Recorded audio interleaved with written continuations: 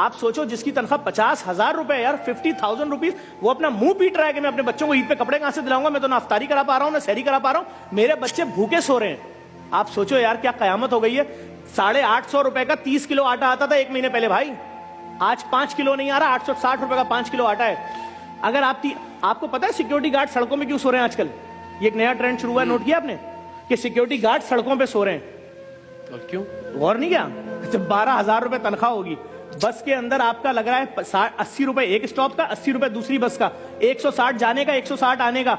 जब 9,000 तुम्हारा बस का पैसा लगेगा, 3,000 महीने का बचेगा, तुम खुद दिन में कुछ नहीं खाओगे तो बीवी क्या खाएगी, बच्चे क्या खाएंगे, घर का किराया क्या? तो अब गार्ड कह रहा है मैं सड़क पे सोऊंगा, सुबह उठूंगा, नाले में अपनी पैंट धोऊंगा, खड़ा हो जाऊंगा, दरवाजे खोलता रहूंगा दिन भर सेटों के लिए।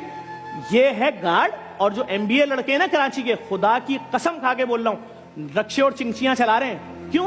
प्राइवेट नौकरी में 30,000 से ऊपर कौन दे रहा है यार? यहाँ फिर भी कुछ ना कुछ 35,000 से ऊपर कौन दे रहा है? वो 35,000 में तलाकें हो रही है लोगों के घरों में, माँ बीमार है तो इलाज नहीं करा सकते, माफियाज का राज है। डॉक्टर के पास जा रहे हैं, डॉक्टर वो टेस्ट लिख के देता है जो 2.5 लाख रुपए का। क्यों? डॉक्टर भी उस माफिया का हिस्सा बन गया। सब डॉक्टर नहीं, लेकिन बहुत सारे डॉक्टर। वो टेस्ट लिखेगा तो उसको आधे पैसे वापस मिलेंगे ना।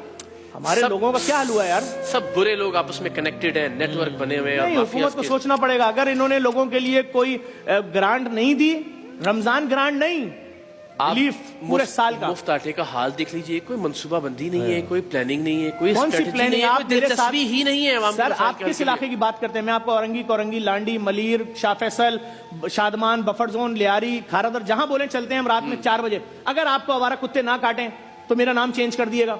हमारे 3 साल की बेटी को आवारा कुत्ते काट के मार दें, हुक्मरान तो इधर आते ही नहीं पुल के इस तरफ। जो जुल्म देखें, सड़कें हमारे पास नहीं है, पानी हमारे, हम गटर का पानी पीते हैं भाई, गटर का। और अगर जिंदा रहना है तो जो पानी खरीदोगे उसका 9,000 रुपए बिल बनता है, और वो भी हमें पता है वो कोई फिल्टर नहीं होता, वो खाली हमें दिल को मुतमईन करने के लिए 2 नंबर पानी भर के दे रहा है। तो भाई लोगों को कोई सोच ही नहीं रहा है यार। आप सोचो 40,000 रुपए के अंदर 20,000 रुपए घर का बिल चला गया, रेंट, 15,000 के इलेक्ट्रिक ले गई तुमसे, 5,000 में जिंदा कैसे रहेंगे? इस पे कोई बात नहीं कर रहा है। वो कह रहे हैं उनको गिरफ्तार कर लिया, उनको छोड़ दिया, वो कल वजीर आजम बन जाएंगे, वो मिनिस्टर बन जाएंगे। ये जितने कैमरामैन आपके खड़े हैं इनसे कुरान पे हल्फ उठवाओ, 1 नौकरी कर रहे हो कि 2 नौकरी कर रहे हो? तुम्हारी बीवी अपनी सालगिरह पे गिफ्ट मांगती है, दे सकते हो? बोलेगा 5 साल से नहीं दिया। अपनी माँ को दवाई दे सकते हो? करेगा हाँ मेरी माँ की शुगर की दवाई 1,300 रुपए की आती थी 2 साल पहले, आज वो दवाई 7,000 की। मैंने कहा अम्मी मर जाओ, खुदा से जाके शिकायत करना कि मैंने वो बच्चा जिसको पेट में पाला था ना, 9 महीने पेट में रखा, चलना सिखाया, पढ़ना सिखाया, और जब वो माँ मर रही है यार, 40,000 की खबर, 15,000 की मैयत। बस अभी कल पोस्ट चल रही थी एक प्राइवेट अस्पताल की कि एक शख्स की माँ की मैयत नहीं दे रहे, कह रहे 7 लाख दोगे तो मैयत मिलेगी। वो बच्चा क्या खुदकुशी नहीं करेगा कि जिस माँ ने मुझे पैदा किया था उसकी लाश सड़ रही है डब्बे के अंदर, मेरे पास 7 लाख रुपए नहीं है? 7 लाख रुपए बेरोजगार आदमी के लिए 7 अरब रुपए से बड़ी रकम है जी। आप बैठो दस्तरखानों पे, जो लोग बोलते थे ना दस्तरखान बंद करो, मैं उनसे बोल रहा हूं खुदा के अजाब से डरो। तुम्हारा पेट भरा हुआ है, तुम्हारे बच्चे खाना खा के सो रहे हैं। अभी 2 महीने की बेटी रोए और बीवी बोले तेरी बेटी भूख से रो रही है, मैं नहीं सह सकूंगा, मैं लटक जाऊंगा।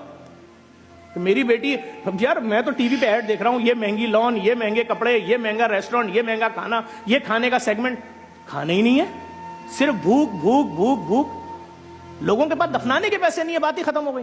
खुदा की कसम खा के कह रहा हूं, मेरे ऑफिस में लड़का आया, यंग लड़का आया, उसने आके ऑफिस में पता क्या बोला?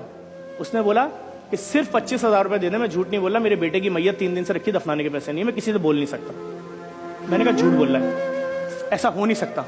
इतनी बेहिसी जमाने में लड़के को भेजा, लड़का गया, कसम खुदा की उसकी बच्चे की मैयत 3 दिन से रखी थी, सिर्फ 25,000 रुपए मांग रहा था। मैंने कहा मैयत बस के पैसे तो, बोला मैं गरीब हूं, मेरे रिश्तेदार नहीं आए, एम्बुलेंस में मैयत भेज दो। अल्लाह की जात जानती है जफर भाई, ये जब तक हम भी नेकी और इस तरह के मामलात में नहीं थे, हमें भी लगता था कि कोई ऐसी बातें कर रहा है ना तो वो शायद वो कोई बहुत ही अफसानवी बातें कर रहा है और डायलॉग है सिर्फ।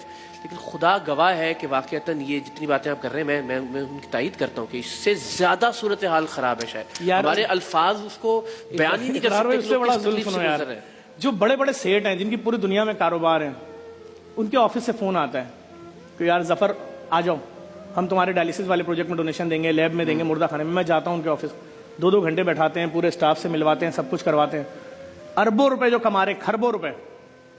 उसके बाद लिफाफा देते हैं, हंसते हुए सबके सामने तस्वीर खिंचवाते हैं, सब कुछ करते हैं। जब हम आगे लिफाफा खोलते हैं, पता है क्या डोनेशन निकलता है? 5,000 रुपए। एक किट नहीं आ रही 5,000 रुपए की। वो जो हमारे एक डायलिसिस सेंटर का खर्चा 40 लाख था ना, डॉलर की वजह से 80 लाख में चला गया। और माफियाज इसमें भी इन्वॉल्व हो गए। जो एप्रन के इंजेक्शन 800 रुपए का था, जो डायलिसिस के मरीज को लगना है, 1800 का ब्लैक में मिल रहा है, 16 लाख का वो खर्चा बढ़ गया। अभी जो हमारे दर्जनों डायलिसिस सेंटर है, हम तो वो कैसे चलेगा कैसे? क्योंकि हर जगह माफिया है। अभी आप समझें, आप क्या समझ रहे हैं सिर्फ फकीर माफिया थी?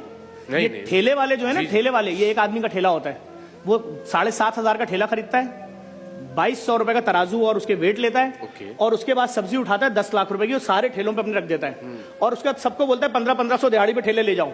तो लोग आते हैं 1500 दिहाड़ी। अब आप उस ठेले वाले के पांव में गिर जाओ, मेरे बच्चे आज फ्रूट खाना चाह रहे हैं, मेरे बेटे का पहला रोजा है, खुदा के वास्ते फल सस्ता दे दे, मैं 600 का नहीं लूंगा, रेट लिस्ट पे लिखा है 150, 160 का दे दे, वो नहीं देगा। क्यों? उसको दिहाड़ी मिलनी है 1500 रुपए। भाई पीछे माफियाज हैं।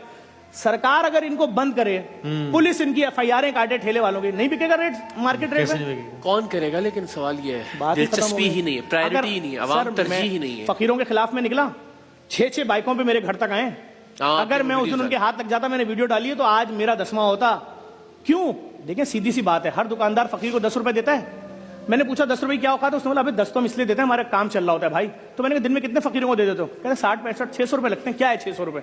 मैंने कहा डन। अब सुनिए, कराची में 6.5 लाख दुकानें हैं, 10 रुपए के हिसाब से अगर आप 60 फकीरों को दिन में दे रहे हैं, तो दिन का आपने 600 दिया, महीने का 18,000 दिया, 1 लाख दुकानदारों को पता है कितने बने पैसे? 32 अरब 40 करोड़ रुपए ढोंगी फकीर लेकर जा रहा है। और अगर इसको 20,000 से तकसीम करें अच्छे राशन से, तो 16 लाख खानदानों के घरों में राशन जाएगा। और अगर साल पे तकसीम कर दें, साल पे, तो 1,32,000 खानदानों को डेली